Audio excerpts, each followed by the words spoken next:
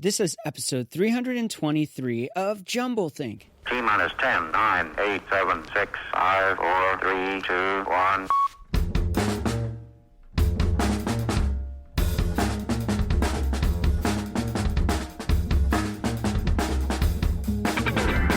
Welcome to JumbleThink, where we interview dreamers, makers, innovators, and influencers all about their journey of turning dreams and ideas into reality.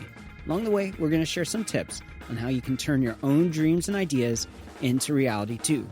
Our guest on today's show is Justin Eaton. More about Justin in a moment. Whether you're a new listener or a longtime fan, if you've never subscribed to JumbleThink, head on over to your favorite place to listen to podcasts, search for JumbleThink, and click that magical subscribe button. To make it even easier, you can find links to Apple Podcasts, Stitcher, Spotify, iHeartRadio, Google Play, Pandora, and more simply by heading on over to jumbleThink.com. Now let's jump into today's conversation.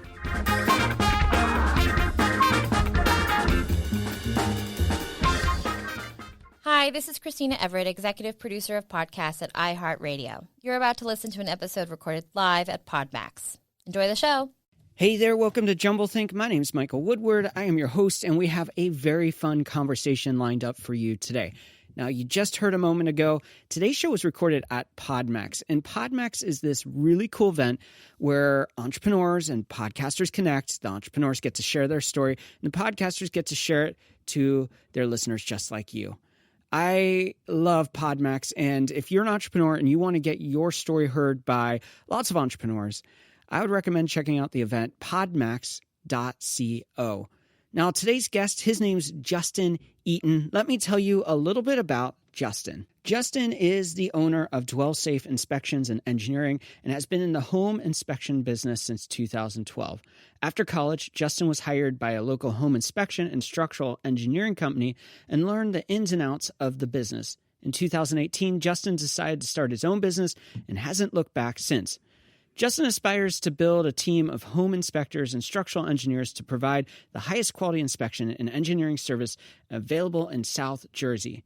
He is also an active real estate investor since 2013 and has invested in multiple flip project rental properties and is in the process of learning multifamily apartment investing and syndication. He's the founder of South Jersey Real Estate Investor Group, which is a local real estate investor network group who meets once a month. Justin also has experience in the world of startups. In 2012, he started an apparel company with a college roommate. 2016, he started a fitness brand and shaker bottle company called MoFit, Motivational Fitness. And in 2018, negotiated to purchase an existing home inspection and structural engineering business that he was working at since 2012. This is a super fun conversation, so sit back and enjoy our chat with Justin Eaton. Justin, thanks so much for joining us today at PodMax. Thanks for having me, Mike. It's the last interview of the day, so I'm sure both of us are a little tired, but we're going to work through it and have a lot of fun today. Yeah, absolutely. Just getting done being sick, so my throat's been a little hoarse all day, but we're doing well. Nice. You need a throat lounger? I got one. I have one in my pocket, but I can't talk as well with it, so I'm going to hold off until we're done. Where are you from? I'm from South Jersey, about okay. half hour south of here. All right, cool. Yeah. Born and raised, Jersey boy? Yeah, born and raised in Franklinville, New Jersey, which is like halfway between like Ocean City and Philadelphia. So if you were to drive from Philly straight to Ocean City, it'd be somewhere there in the middle. Nice. Now I live a little more north, up near like Cherry Hill, Voorhees area. Yeah, cool. I'm super excited about this because we've talked to a lot of people that are in real estate type businesses over the 4 years that we've been doing this. That's, not what our show's about, but we've talked a lot about real estate. You are working in the real estate space, but a vastly different angle than we've ever had on. So tell us a little bit about what you do and how you help people. Yeah, so my day job, I own a home inspection and structural engineering business. So we do, most of our work is in the residential space, so we do work with a lot of investors. Whether it's a flip investor or buy and hold investor. Before they're going to buy a property, typically they have us out to do like a full home inspection. Yeah. So that they know what they're buying, to prevent any, major expenses coming up, unknown expenses coming up after they close. I want to start a little bit on your backstory here. Tell us a little bit about your journey into finding this space, building this space for yourself, and have you always been kind of entrepreneurial and finding this, like doing your own businesses, or is this something that you fell into? How did it come to be? So I graduated from Widener University with a civil engineering degree in 2012. Okay. I kind of fell into a job with a company that does mostly home inspections, and then like maybe 30% of their business is engineering. So I graduated college, and I was working for this company, and I was thinking to myself, I just went to school, I have this engineering degree, and I'm working for this small company doing home inspections, which isn't really what I want to be doing. Right. So I was trying to find other avenues within engineering, and ended up sticking it out with that company. I got my home inspector's license while I was working for that company. I was there from 2012 through 2018 before I started my own business in the beginning of 2019, doing the same thing. Kind of within that time frame, I started investing in real estate in 2014. Okay. With the owner of that business. Me and him partnered on the first few deals. Yeah.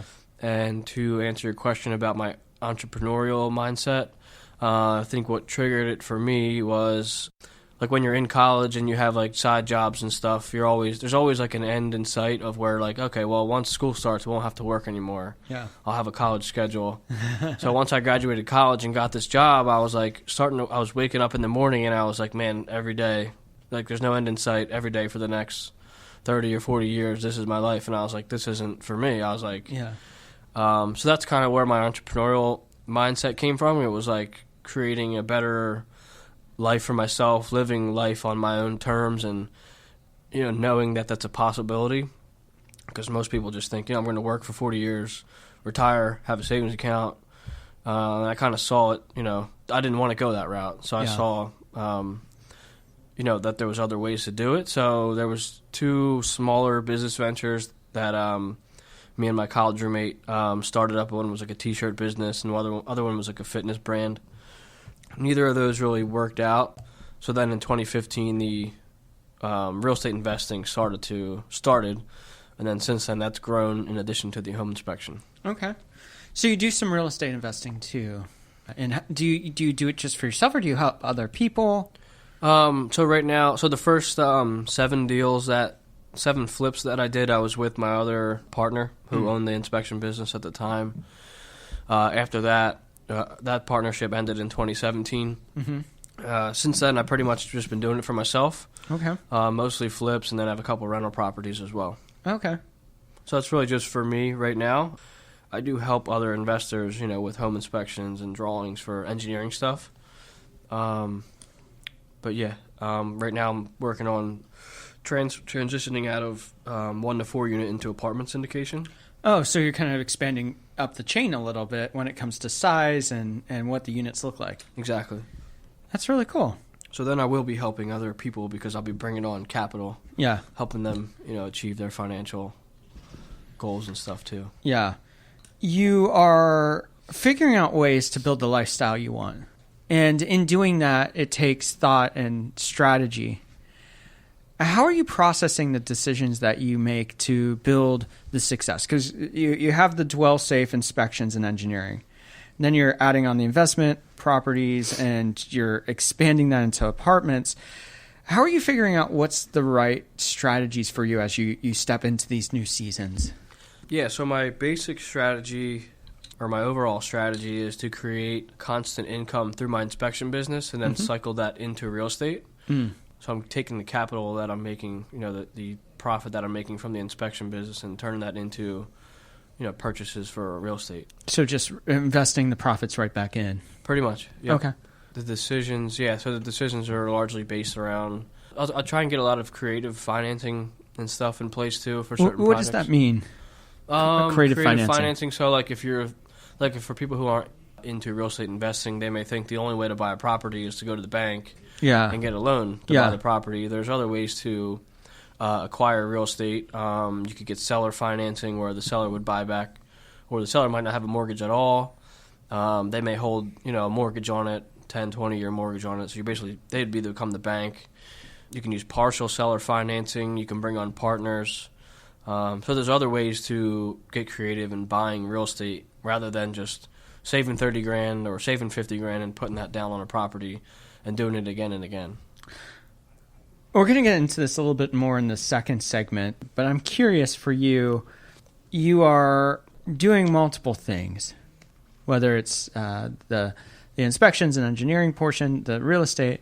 How are you balancing all of that and creating a sustainable lifestyle? You mentioned before, I went and got out of college, went into this business where I was sitting there, getting up at a specific time, working to a specific time every day, and you're looking 40 years out and going, that's not the lifestyle I want.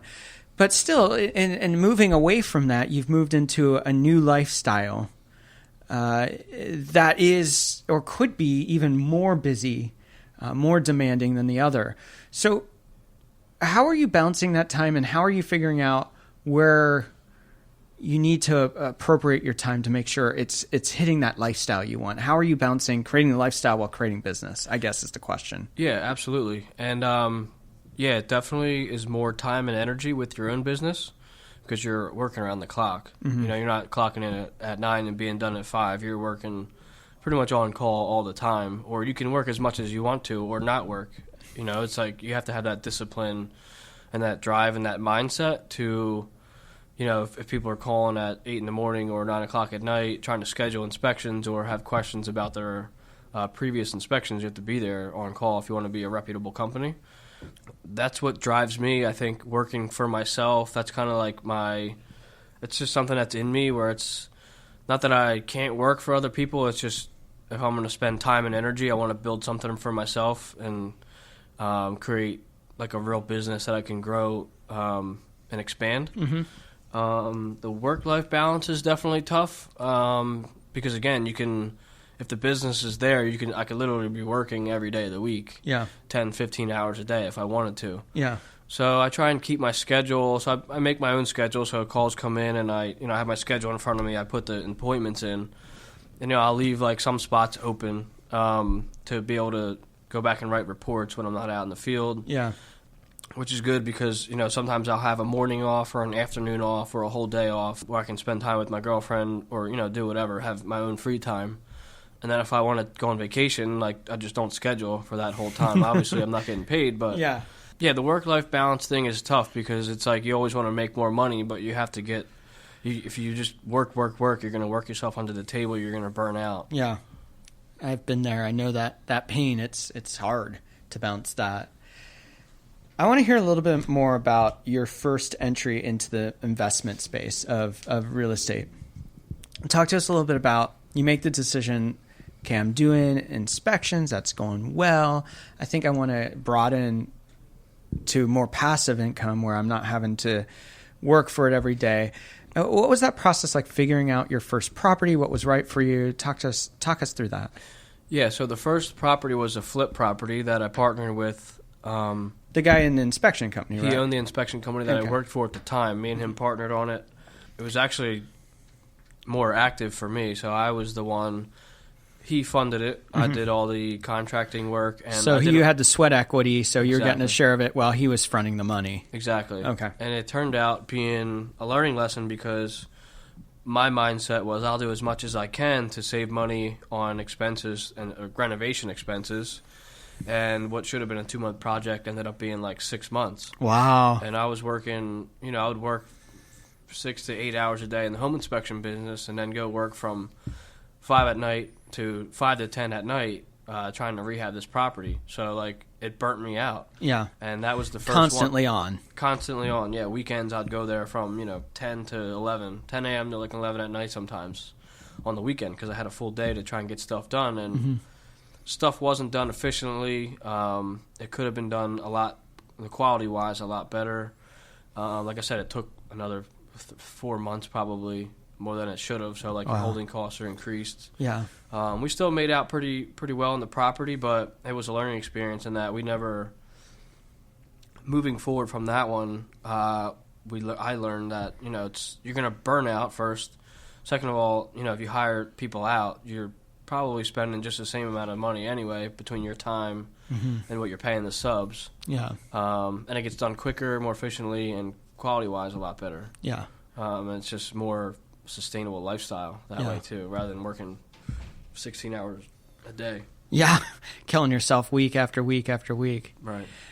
That was a specific strategy of a flip. Is that primarily what you focus on now, or have you transitioned completely out of that? Yeah, so the mindset when we did that flip was to make, to supplement my W-2 income with something on the side. And so I was motivated to make more money that way, and I was like 23 years old at the time, so I was like fresh out of college doing everything and anything I could to make a buck. Yeah. And flipping looked attractive. This was before everyone started to get into it, so it wasn't like the hot thing yet. Yeah. But it was starting to be. So the lies of HGTV. Yeah. This might have even been before all that. Oh, wow. Okay. This was in 2014. So I guess it was right around the same time. But it was an attractive niche for me, and like I saw the profit that could be made. And I thought it went well with the home inspection business. So we did, I've done mostly flips so far. I have one single-family rental property. I have a duplex that I live in. And I have another single-family that I'm renovating right now that I'm going to keep as a rental property. Mm-hmm. But moving forward from this point, I'm going to focus mostly on apartment syndication. Okay.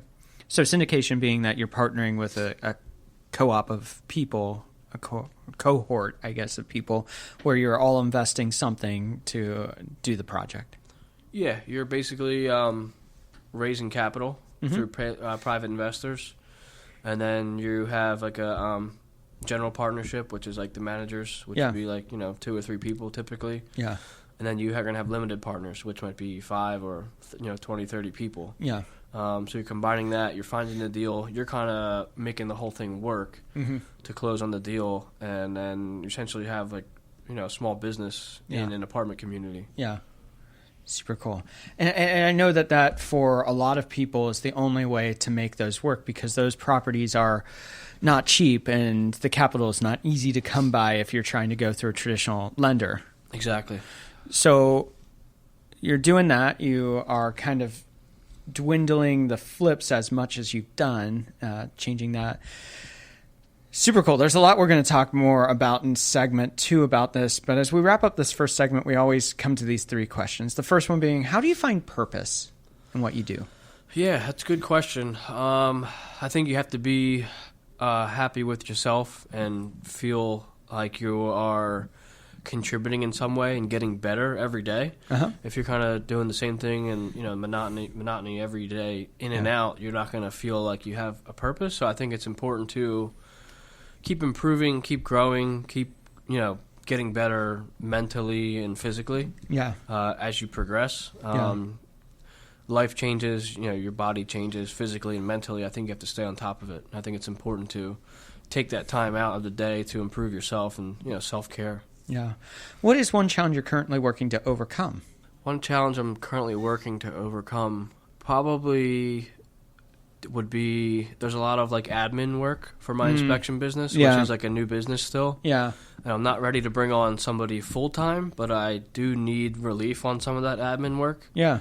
So the challenge is trying to find someone that's going to be part-time or like a shared worker or something. Virtual assistant or... Exactly. Somebody that can take the admin the admin tasks off of my plate to let me focus on the bigger ticket items within the businesses. I'd love to see a survey sometime about how many entrepreneurs prefer the more administrative side or the more... I don't think many of them enjoy the administrative side. I know I don't. No. I see myself more of like a visionary rather than like a doer in some ways.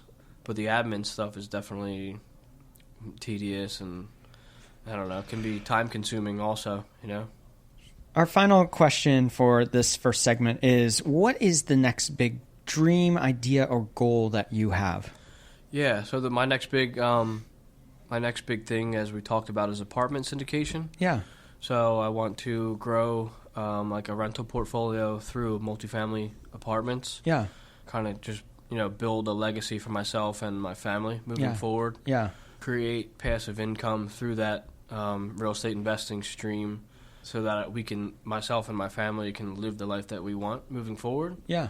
Rather than, struggling to get by and working on somebody else's terms. It's, if you create the passive income the right way, you can really, do, for lack of a better way to say it, do your own thing in life. We're going to take a break right here. When we come back, we're going to continue the conversation with Justin Eaton.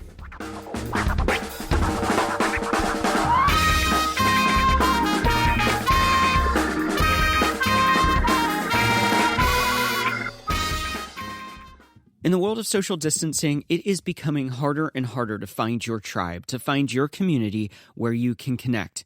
And when your community is all about dreams and ideas, where do you even go to find that community where you can find others just like you? So if you are a dreamer, if you are a maker, if you are a creator, if you are an entrepreneur, there is a community for you. And it's the jumbleThink Facebook community.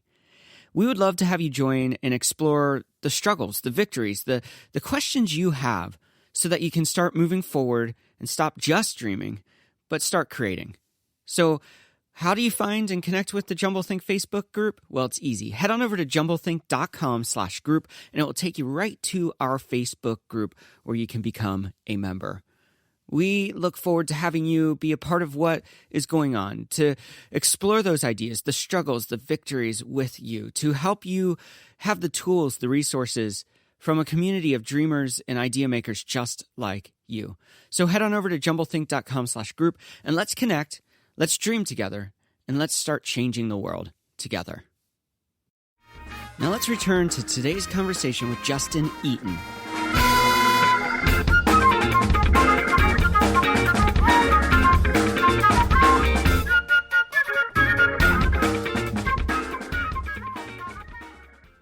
We are back with Justin Eaton. All right, as we get started on the second segment, how can people find and connect with you? So my home inspection and engineering business is called DwellSafe Inspections and Engineering. You can go to dwellsafenj.com for contact info for that business. My real estate investing stuff is mostly on Instagram. It's Eaton, my last name, _Homes. And then I also host a local real estate investor network group that we meet once a month in South Jersey. That's a great group to come and connect with if you're interested in real estate investing. The Instagram for that one is at SJREIG, South Jersey Real Estate Investor Group. Very cool. We'll have all those links in the episode notes. So wherever you're listening, it's probably right down below. So just go down there, click on the links. It's super easy to get to. As we kick this off, I have a note here from my days and days of research. And it says to ask you about the duplex story. I don't even know what this is yet, but I'm excited to hear about it. Yeah, so I was living in a single-family house that I bought, and I was living there by myself. And in the real estate investor world, we call it house hacking. So there's this strategy where you buy like a 2, 3, or 4 unit, live in one of the units, and rent the balance of the units out. Okay. So it reduces your living expenses. So you're looking at like duplexes, you're looking at little townhouses or something like that where you might have multiple floors that you could rent out or... Yeah, floors or units. So like a duplex or a triplex or a quad would be ideal. Okay. So I was on the search for a duplex to buy and house hack, which means, like I said, live in one, rent the other half out to reduce your living expenses. I was walking my dog one day, and I was walking by this property. I knew it was a duplex. It had a 3-car detached garage, and I was like looking at it like, hey, this looks like a perfect house hack property. Yeah. Ended up being an active listing online. The NFL draft was in Philadelphia at the time. Yeah. And I didn't schedule any inspections the next day because I knew I'd be hungover because I was going to be there all day. So I set up to go look at 2 duplexes, and this was one of them. Went and looked at it.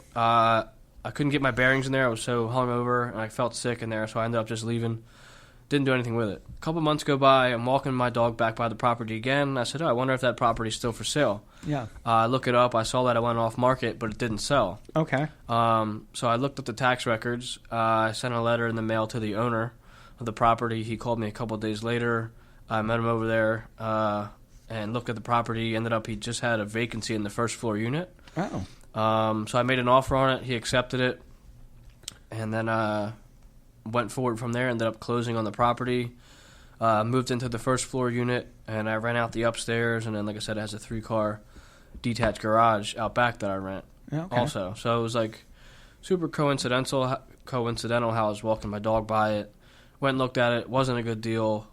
Walked by it again. Mailed the owner. He called me. Met up with him. Put a deal in place. Moved into it. Sold my other property. And between that property and the old house I was living in, reduced my living expenses by about $1,000 a month. Oh, wow. That's huge. Yeah. Wow. Pretty crazy.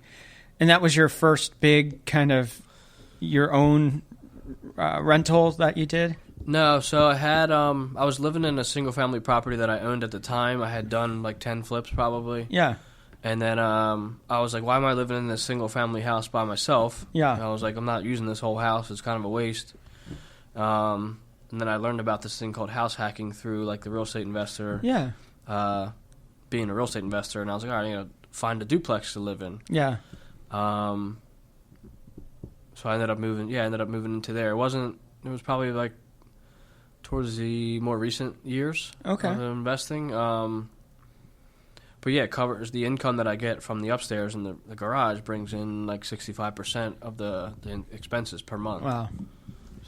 So good investment. Yeah, good investment, and it allows me to save more money. Reduces my monthly expenses. So obviously, then I can put that towards other investments, or save it for something to invest in.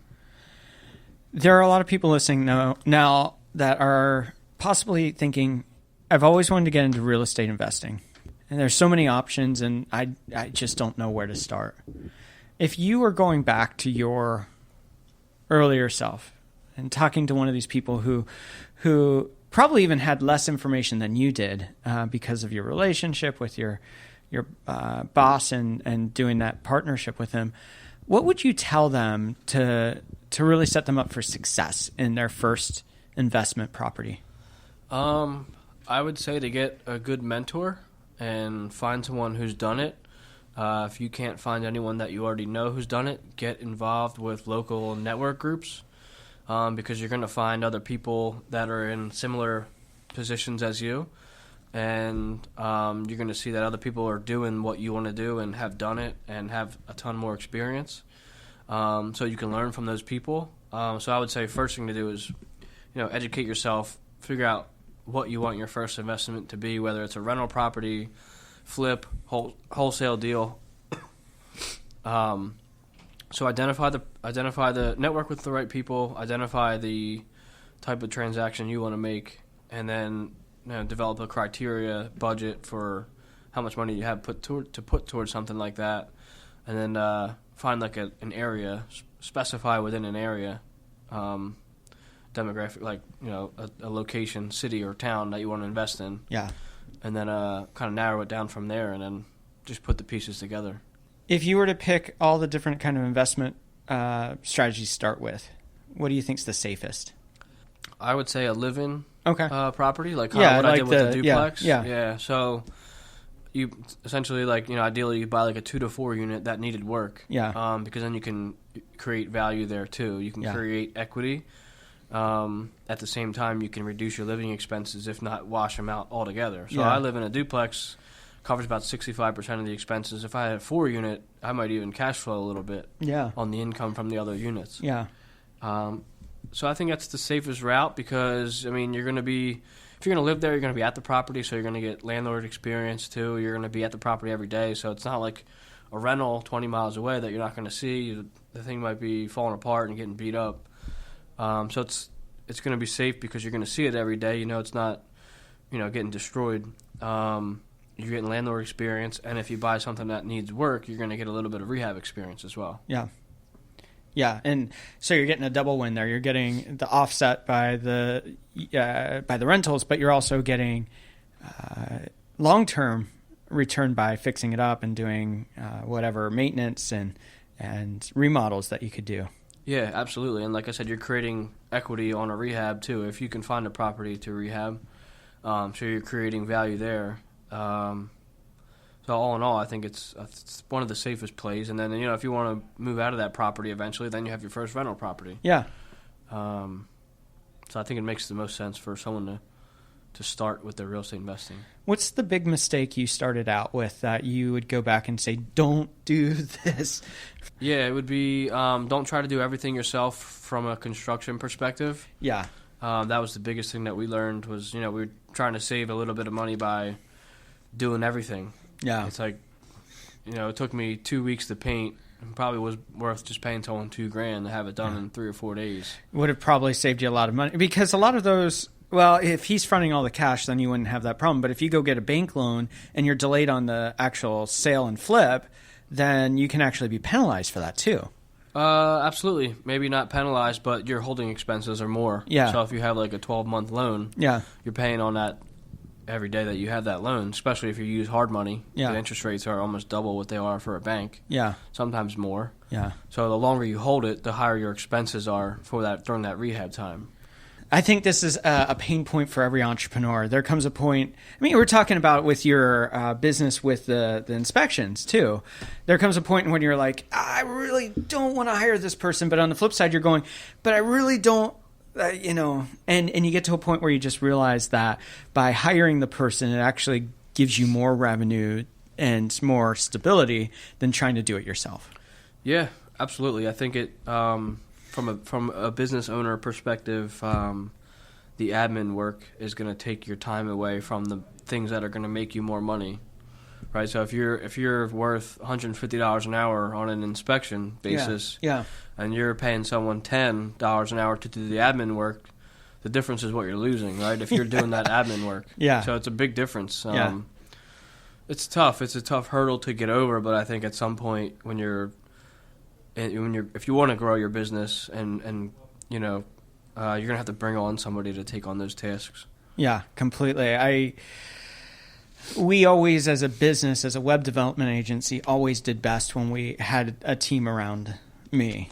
And we do fine when it's just me, but it's much more painful to say the least. Yeah, and you might find someone that's better at doing things than you are. Yeah. Even if it's just admin work. Yeah.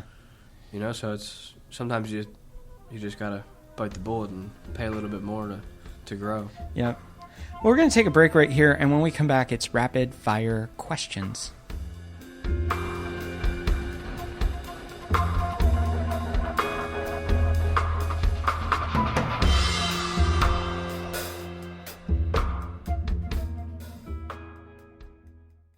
Hey there, it's Mike, and I could use a little help from a friend, maybe you. And you may be wondering, well, what can I do to help you? Well, it's pretty simple.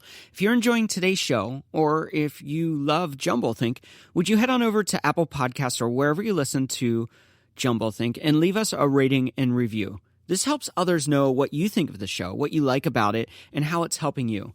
And hopefully it will encourage them to tune in to the show too. So head on over to wherever you listen to podcasts, leave us that rating and review, and I really appreciate you helping us out. Now let's jump into rapid fire questions with Justin Eaton. L'aiguille sur le disque. Mettez le contact, reposez votre bras et attendez. We are back with Justin Eaton. I lived on Eaton Road in Chico, California. Oh. So, just strange I don't fact. own that property yet. No. It was a nice apartment. Well, it was an apartment complex. Oh, it was man. the first place my wife and I lived when we got married. So, we're going to do rapid fire questions. Are you ready? I'm ready. First one. As a child, what did you want to be when you grew up? When I was super young, I wanted to be paleontologist, which is, I don't know, for people who don't know, it's digging up dinosaur bones. Yeah. Up until I was about 7 or 8, probably. Then I wanted to be an architect until I got through high school, and then I went into engineering. I actually went on a dinosaur dig in South Dakota. Yeah? How'd that go? That was great. The guy was Did you the find any paleontologist. Yeah, the paleontologist has been on the show. I found Triceratops teeth, raptor teeth. I found Triceratops vertebrae, the rib bone of a dinosaur that I don't remember off the top of my head. And where was it at? It's South Dakota, just outside of Spearfish, Rapid City area. I might have to, revisit that dream I had. Super fun. Yeah. It was a lot of fun. And they do expeditions out there where you can pay and go and dig and keep what you find and all kinds of fun stuff. That's cool. Yeah, great episode for all of you listening. If you missed it, go back and check that out. That was a crazy conversation. What is one tip you give someone with a big idea or dream if they don't know where to start? I would say try and contact someone who's in that space, or has something to do with someone who is in a space that has something to do with what you want to do. Mm-hmm. If you can't find someone, read books, because you're going to learn a lot from books. I learned more from reading books in the last 5 years than I did in 4 years of college for a lot cheaper. Wow. And I would say at some point you just have to make the jump. If you keep, you don't want to keep analyzing because you'll never get into it. So Yeah. at some point, educate yourself to where you think you can make the jump into getting into something, and then at some point you just got to do it. Yeah. If you're uncomfortable, maybe bring on a partner or something to smoothen it out. But I would say at some point you just got to do it. What is one change you would like to see in the world? One change I would like to see in the world, I would like somehow for travel to be faster. So if I could travel to California in 2 hours, rather than going to the airport 2 hours early, waiting for an hour, flying for 5 hours, getting 2 more hours until I get to where I want to go. If they could create something to where I could get, Jersey to California in 2 hours flat, Yeah. you make travel a lot easier and be able to see a lot more things and do more things. There's a new supersonic jet on the way. It won't get it down to 2 hours, but it might get it down to 4 hours total. Yeah. That'd be better than 7 or 8. I saw a documentary on Elon Musk not too long ago. He has these new tube, some kind of magnetic tube where the cars go through it, or train rails go through it. Yeah. Maybe in another Hyperloop. 30 years. Hyperloop, yeah, that's what it is. Yeah. What do you want your legacy to be? Someone who was honest, did everything morally, the right way morally, raised a great family, create legacy wealth for my family, that this way they can kind of live the lives that they want to. Yeah. Moving forward from when I'm gone. Yeah, that's pretty much it. Where do you find inspiration? Inspiration. Seeing what other people do really, seeing what other people do that I want to do really inspires me, because it makes me feel like it's not impossible. So when I see someone who owns 5,000 apartments, I go and talk to them, and they say, hey, my first property was a duplex or a single family that I bought for $50,000, and now I have 5,000 units. Wow. That really triggers something in me where it's okay, if he did it, other people are doing it. It's not impossible. I can do it also. What is one book you think every dreamer should read? Every dreamer should read Rich Dad, Poor Dad by Robert Kiyosaki. For you, how do you define success?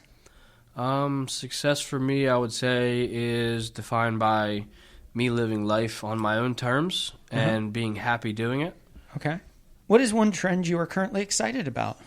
One trend I'm currently excited about? I would say my business growth. Okay. Excites me because I can kind of see the medium to long-term vision being kind of what I had in mind when I started it, which is going to lead me to become financially free sooner than later. Yeah. And it's everything's kind of coming to fruition, so that excites me. Yeah. What is one thing you wish you would have known when you first started out? I wish I'd known everything I knew now about real estate when I started out in the real world after high school. So I wouldn't have went to college. Yeah. What is one habit you find helpful in your life? One habit I find helpful in my life would be spending time on yourself, whether it's mental or physical improvements. I think going to the gym and exercising or going for a run or doing some type of physical activity on a daily basis, maybe even if you can't do it every day, every 1 or 2 days, it's going to improve your cognitive mindset, and it's going to improve your mental health and physical health also too, and it kind of clears your mind at the same time. If you weren't doing what you're doing today, what do you think you'd be doing? Probably would be digging up dinosaur bones in Nevada or somewhere. Nice. Our final rapid fire question: what is one dream you're still wanting to fulfill in your own life? One dream, probably to be able to buy a mountain house, Oh yeah, up in the Poconos or somewhere up in the mountains on a lake. Yeah. So it's always somewhere I go. I go up to the Poconos once or twice a year now, and I feel super free out there. And I think it's something I'd want to do more often. So if I had a house there, I think I'd go more often, and I think that would make me happier. As we wrap up, we always like to leave our guests have a final thought. What's your final thought for all of us listening today? Final thought was this was a great podcast. A lot of interesting questions on this one. If you haven't checked out Michael's podcast yet, definitely check it out. I'm looking forward to listening to some more episodes myself. Justin, thanks so much for joining us here at PodMax in beautiful Trenton, New Jersey. And thank you for having me. It was great. Wish you the best in everything you do. Thank you. Once again, we want to thank Justin for taking time out and joining us at PodMax. Super fun to have him in today's conversation. His links are in the episode notes, so go check that out. Check out what he is doing. We also want to thank our friends over at PodMax for hosting today's conversation. If you are an entrepreneur and you want to get your story out, you should go check out PodMax, podmax.co. Now, here is my final thought for you today. You can sit back and choose not to chase those dreams and ideas because you don't have the answer. Or you can do what Justin's done, and you can take and invest in yourself, invest in learning, whether it's through a book that you read or through a continuing education program or through the networks that you build. You can get that information you need to make your dreams and ideas a reality. So today, my challenge for you is simple. Take some time to learn. Learn about the areas that you're uncertain about, the areas that are holding you back from chasing those dreams and ideas. And then once you've learned about it, start making a plan for the future you want to see, a plan for where you want to take that dream and idea. We believe you're created for something awesome and that your dreams and ideas matter. So take some time to learn what you need so you can take the risks, take the jump, and start creating. Thanks for tuning into JumbleThink. Now it's your turn. Get out there, dream big, and change the world around you.